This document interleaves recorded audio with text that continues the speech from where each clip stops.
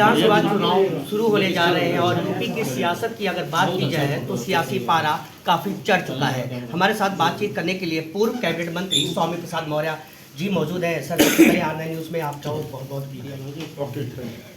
Sir, BJP में थे, अब समाजवादी पार्टी का दामन आपने थाम लिया है। क्योंकि भारतीय जनता पार्टी ने जो अनुसूचित जात, अनुसूचित जनजाति और पिछड़े वर्गों के भारतीय संविधान प्रदत्त आरक्षण को अजगर की तरह निकलने का काम किया। इनके आरक्षित पदों पर सामान्य वर्ग के लोगों की भर्तियां शुरू कर दी, चाहे 69,000 शिक्षक भर्ती का मामला हो, चाहे मेडिकल कॉलेजों में प्रोफेसर रीडर, एसोसिएट प्रोफेसर या असिस्टेंट प्रोफेसर का हो, चाहे पीजीआई में बैकलॉग के नाम पर सामान्य वर्ग के लोगों को एकमुश्त भर्ती करने का मामला हो। स्वाभाविक रूप से जो इन्होंने नारा दिया था, सबका साथ, सबका विकास, सबका विश्वास, सबका प्रयास, ये केवल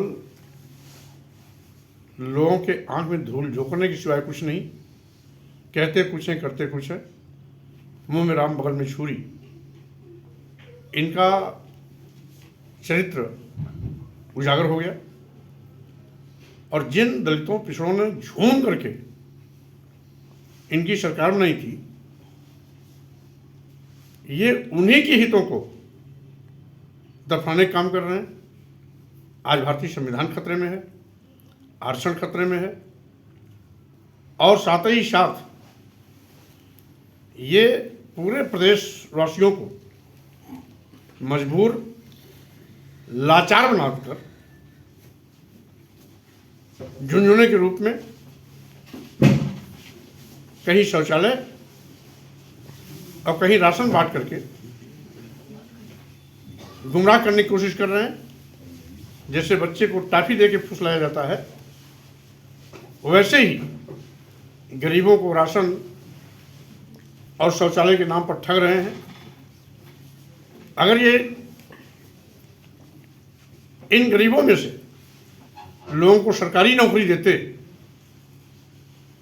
तो जिस भी परिवार का आदमी सरकारी नौकरी में जाता, उसको ना शौचालय की आवश्यकता होती, ना 5 किलो चावल की आवश्यकता होती, ना इनके किसी अन्य सहयोग की आवश्यकता होती। तो नौकरी तो दे नहीं रहे, बल्कि उनके जगह पर नौकरी के नाम पर सामान्य वर्ग के लोगों को भर रहे हैं। और साथ ही साथ एक तरफ दुहाई देते हैं 80-20 का, हिंदू का। मैं इनसे पूछना चाहता हूं,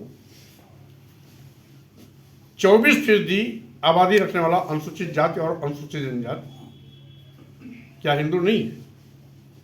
54% वाला पिछड़ा वर्ग क्या हिंदू नहीं है? यानी तो आपकी नजर में क्या सामान्य वर्ग के लोग हिंदू हैं? कुछ ऊंची जात के लोग ही हिंदू हैं? आपकी बिरादरी के लोग ही हिंदू हैं? सर, आप दलित वर्ग के और पिछड़े वर्ग के बड़े नेता माने जाते हैं, और ये बताइए कि क्या लगता है, क्योंकि जिस तरह से भाजपा की जो पहली लिस्ट जारी हुई है उसमें दलित और पिछड़े वर्ग के जो उम्मीदवार हैं उनकी संख्या जो है काफ़ी कम है। क्या लगता है, क्योंकि एक मैसेज जा रहा था कि जो 3 मंत्री हैं, तमाम विधायक जो है सपा में चले गए, उसको लेकर के आपका क्या कहना? ये तो अब इनकी थोड़ी मजबूरी है। स्वामी प्रसाद मौर्य हमारे अन्य मंत्री और अन्य विधायकों के पार्टी से इस्तीफा देने के बाद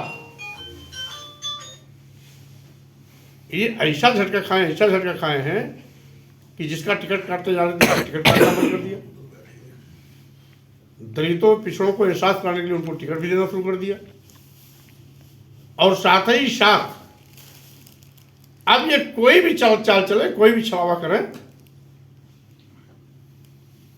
2022 के विधानसभा चुनाव में उत्तर प्रदेश की जनता ने कमर कस लिया है कि जो इन्होंने पाप किया है, अनुसूचित जात, अनुसूचित जनजात पिछड़े वर्गों के आरक्षित जगहों पर सामान्य वर्ग के लोगों को भर्ती करने का पाप।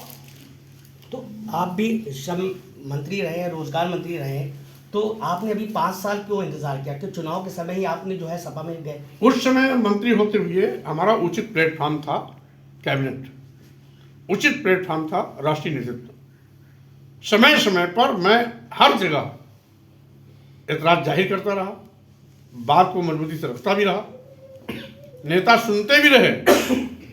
अनुसूचित जात, अनुसूचित जनजात, पिछड़े वर्गों के आरक्षित जगहों पर सामान्य वर्ग के लोगों को भर्ती करने का पाप।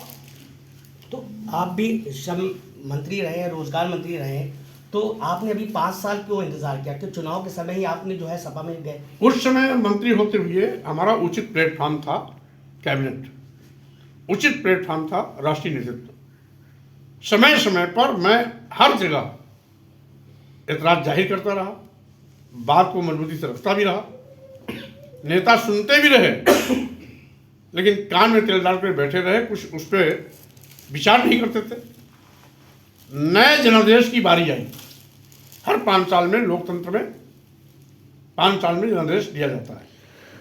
जब नए जनादेश की बारी आई तो मैंने भी ठानी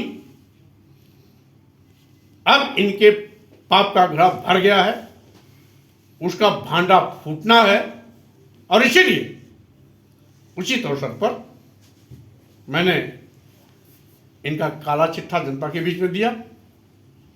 जनता ने इनके काले चेहरे को देखा और वर्तमान के 2022 के विधानसभा चुनाव में जब 10 मार्च का परिणाम आएगा तो भारतीय जनता पार्टी उत्तर प्रदेश सरकार का सुपड़ा साफ नजर आएगा। आरोप आप पे ये लगते रहे कि कहीं आपके पुत्र को जो है टिकट नहीं मिला, इसकी वजह से आपने पार्टी छोड़ दी? जो जिसके पीछे लाखों का हजूम हो, वो एक बेटी और एक बेटे के लिए इतना सस्ता राजनीति नहीं करेगा। आज जो भी नौजवान टिकट पा रहे हैं वो हमारे बेटे और भाई जैसे ही हैं, और तमाम बेटे और भाई को जो टिकट दिला लेगा वो एक बेटे के चक्कर में पड़ेगा। ये इनकी छोटी सोच है। स्वामी प्रसाद मौर्य पर उंगली उठाने की इनके अंदर हिम्मत नहीं है।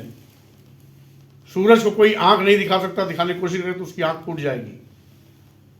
ठीक उसी तरीके से जो इन्होंने गंदा काम किया है, भारतीय संविधान को संकट में डाला है, भारतीय संविधान की व्यवस्था को चकनाचूर किया है, दलितों और पिछड़ों के सम्मान को इन्होंने कुचलने का काम किया है, उनका अधिकार छीनने का काम किया है, आरक्षण व्यवस्था को खत्म करने का पाप किया है, तो स्वाभाविक रूप से इनको प्रायश्चित करने के लिए भी अब तैयार रहना चाहिए। तो क्या लगता है, क्या माना जाए कि आपकी जो सीट, जो पनपन सीट है पडरौना, वहाँ से ही आप चुनाव लड़ेंगे या कोई और अलग सीटों से? हम जहाँ भी कार्यकर्ता चाहेंगे वहाँ से लड़ेंगे।